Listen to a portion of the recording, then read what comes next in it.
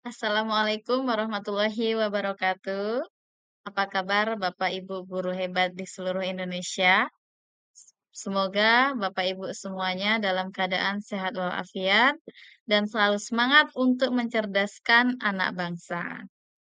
Baik Bapak Ibu, selamat datang di Kombel Baraja Basamo SMK Negeri 7 Sijunjung. Dan terima kasih sudah masih selalu setia untuk mengikuti setiap webinar-webinar yang kami selenggarakan.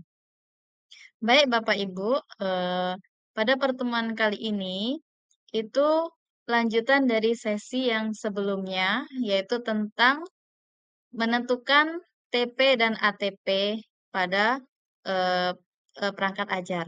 Nah, sekarang itu adalah lanjutan dari eh, pembelajaran yang kemarin, yaitu sekarang kita akan mencoba sharing bagaimana cara membuat modul ajar.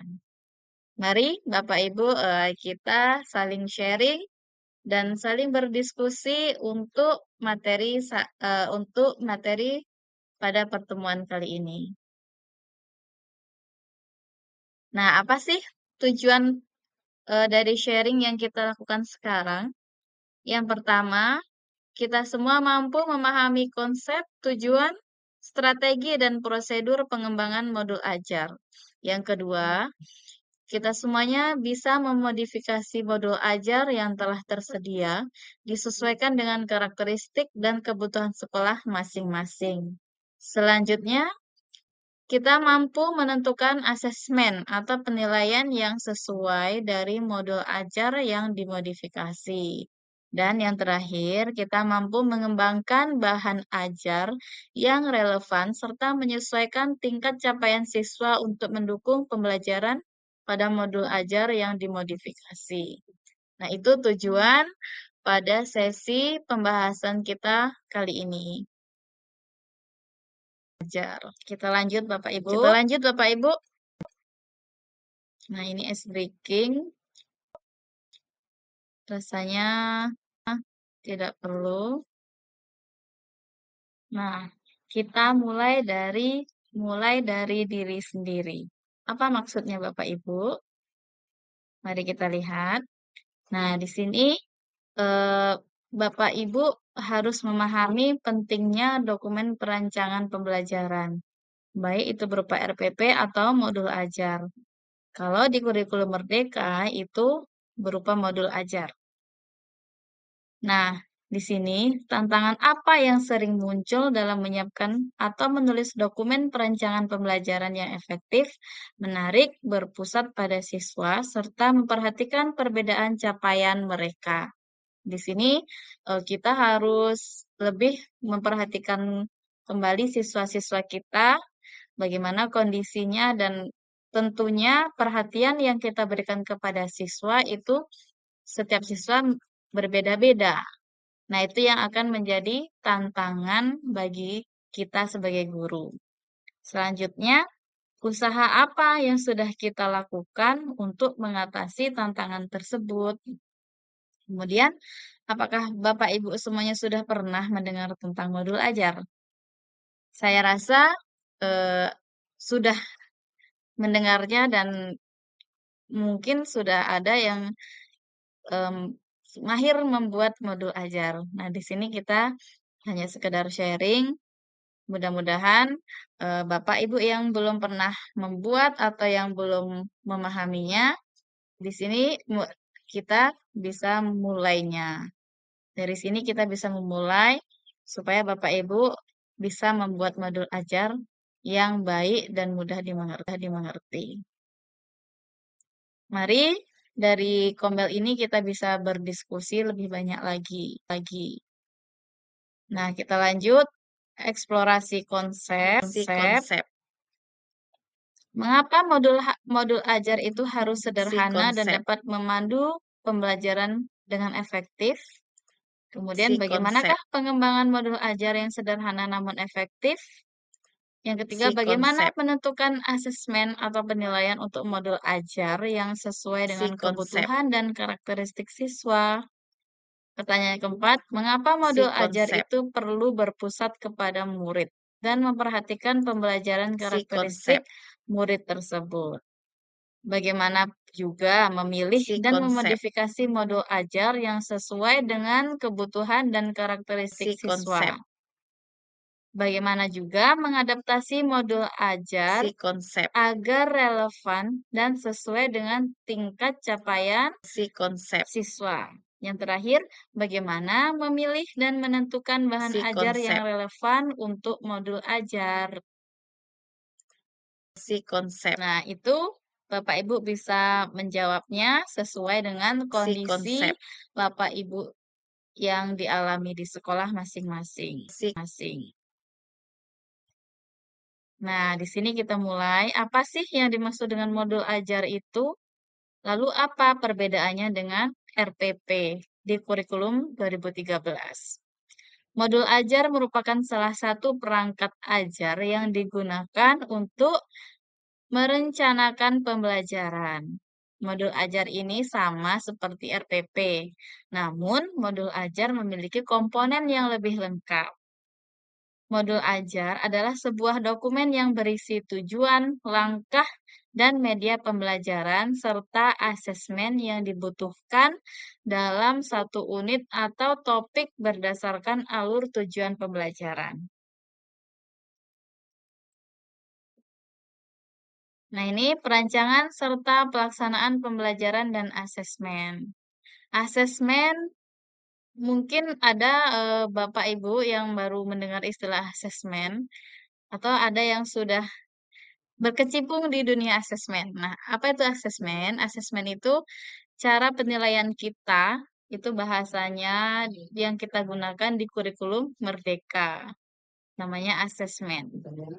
Asesmen di awal pembelajaran dapat dilakukan untuk mengidentifikasi kebutuhan belajar peserta didik. Nah, hasilnya itu digunakan untuk merancang pembelajaran yang sesuai dengan tahap capaian peserta didik. Nah, ini maksudnya itu adalah pada saat pertama awal kita masuk, itu kita melakukan asesmen awal. Itu gunanya untuk mengelompokkan peserta didik kita sesuai dengan kemampuan dan karakteristiknya, begitu. Supaya kita itu gunanya untuk mempermudah kita supaya eh, siswa kita itu memiliki kesetaraan. Tuh. Yang kedua, satuan pendidikan dan pendidik memiliki keleluasaan untuk menentukan kegiatan pembelajaran dan perangkat ajar. Nah, sesuai dengan tujuan pembelajaran, konteks satuan pendidikan dan karakteristik peserta didik. Yang ketiga, satuan pendidikan dan pendidik memiliki keleluasaan untuk menentukan jenis, teknik, bentuk instrumen, dan waktu pelaksanaan asesmen berdasarkan karakteristik tujuan pembelajaran. Yang keempat, apabila pendidik menggunakan modul ajar yang disediakan pemerintah atau membuat modul ajar yang merujuk pada modul ajar yang disediakan pemerintah, maka kita sebagai pendidik harus dapat menggunakan modul ajar sebagai dokumen perencanaan pembelajaran dengan komponen sekurang-kurangnya terdiri dari tujuan pembelajaran, langkah-langkah pembelajaran, dan asesmen yang digunakan untuk memantau ketercapaian tujuan pembelajaran. Nah, apa saja sih alur penulisan modul ajar? Nah, silakan Bapak Ibu lihat bagan berikut ini. Di sini yang paling utama adalah kurikulum operasional. Nah, ini yang ditentukan oleh Dinas Pendidikan. Kemudian dari kurikulum operasional, kita bisa membuat atau merancang tujuan pembelajaran dan alur tujuan pembelajaran. Nah, TP dan ATP ini itu yang akan kita tuangkan dalam modul ajar. Nah, ini contoh alur penyusunan modul ajar. Ini dicontohkan pada mata pelajaran Bahasa Indonesia. Nah, apa sih tujuan akhir yang harus ada dalam modul ajar? Ini dia, jangan kita tinggalkan profil pelajar Pancasila.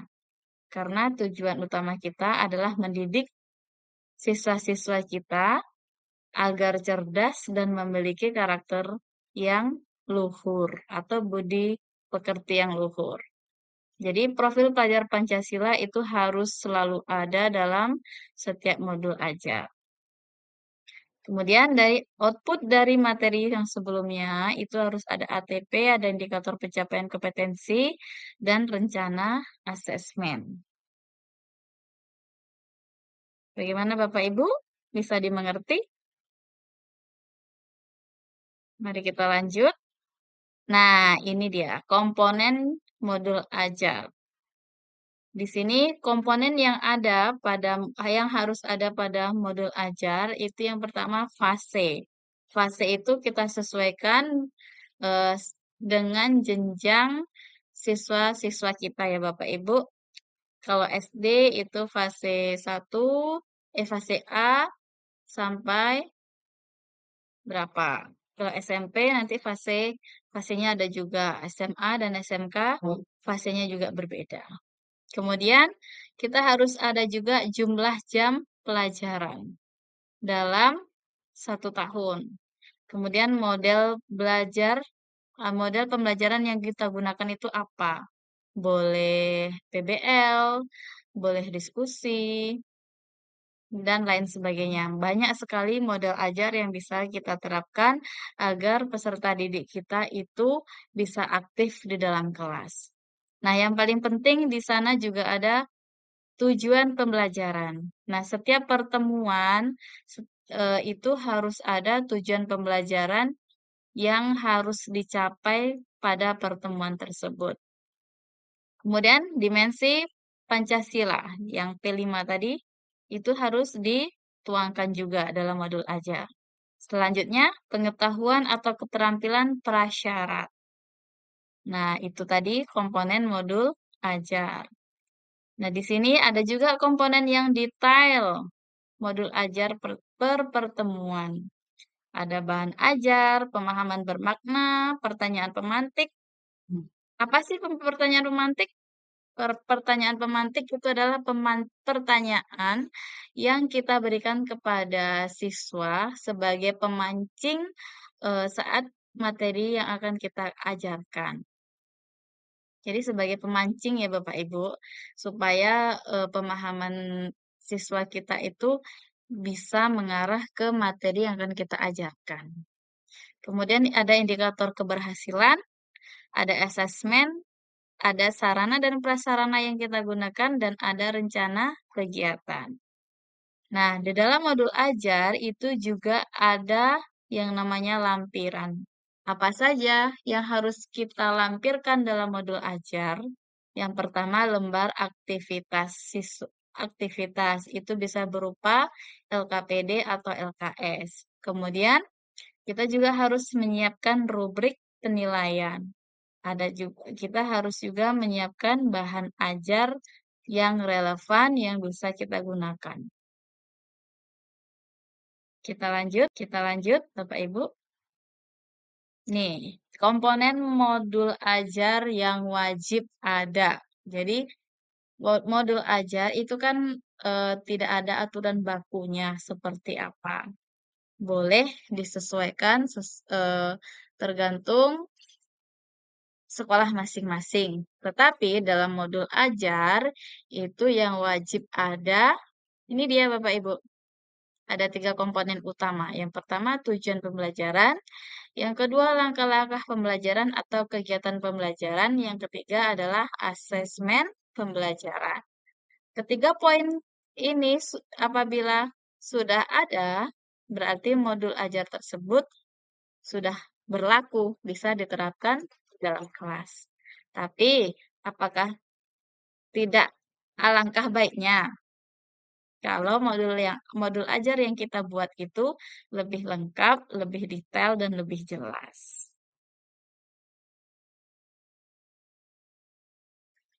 Kita lanjut. Kita lanjut. Nah, ini adalah contoh yang saya buat modul-modul ajar. Di sini poin 1 itu ada identitas satuan pendidikan. Nah, di sini ada nama sekolah, nama guru yang mengajar, kemudian mata pelajaran yang diajar apa, kemudian kelas berapa, dan fase, kemudian ada alokasi waktu. Yang kedua adalah kompetisi awal. Kemudian yang ketiga, profil pelajar Pancasila. Ada mandiri, ada kreatif, dan ada gotong royong. Kemudian ada juga isinya sarana dan prasarana yang digunakan saat pembelajaran berlangsung. Selanjutnya ada model pembelajaran yang digunakan. Nah, poin yang kedua itu adalah kompetensi inti. Nah, di sini itu berisi tujuan pembelajaran dan pemahaman bermakna. Lanjut, baru masuk ke kegiatan pembelajaran. Di sini ada deskripsi materi. Nah, ini kita cantumkan secara ringkas atau secara inti materi-materi yang akan kita gunakan. Kemudian kita buat selanjutnya adalah kegiatan pembelajaran. Nah, di sini kebetulan saya menggunakan PBL, jadi ada langkah-langkah yang diterapkan saat proses pembelajaran berlangsung. Nah, di sini kenapa ada link-link? Ini adalah saya menggunakan YouTube dan link Google sebagai materi ajarnya. Lanjut. Nah, ini kegiatan intinya ada langkah 1, langkah 2 sesuai dengan model pembelajaran yang kita gunakan. Selanjutnya kegiatan penutup. Nah, setelah kegiatan penutup, kita juga harus menerapkan, harus mencantumkan asesmen apa yang kita gunakan. Kemudian ada juga untuk pengayaan dan remedialnya. Jangan lupa juga Bapak Ibu mencantumkan refleksi untuk peserta didik dan guru. Nah, ini refleksi ini gunanya kita mengetahui bagaimana sih siswa kita itu apakah senang ataukah kurang senang saat melakukan pembelajaran dengan kita. Nah, ini lampiran. Lampiran itu ada lembar asesmen, ada lembar bahan bacaan, ada glosarium dan daftar pustaka. Itu tadi Bapak Ibu contoh dari modul ajar. Silahkan Bapak Ibu juga searching di Google, di internet itu sangat banyak sekali contoh-contoh yang bisa kita jadikan acuan. Yang terpenting dari modul ajar, poin yang inti tadi harus ada tujuan, langkah-langkah, dan asesmen. Itu ya Bapak Ibu. Terima kasih atas perhatiannya. Saya mohon maaf bila ada kesalahan. Cukup sekian dari saya. Kita lanjutkan ke sesi-sesi berikutnya. Terima kasih. Assalamualaikum warahmatullahi wabarakatuh.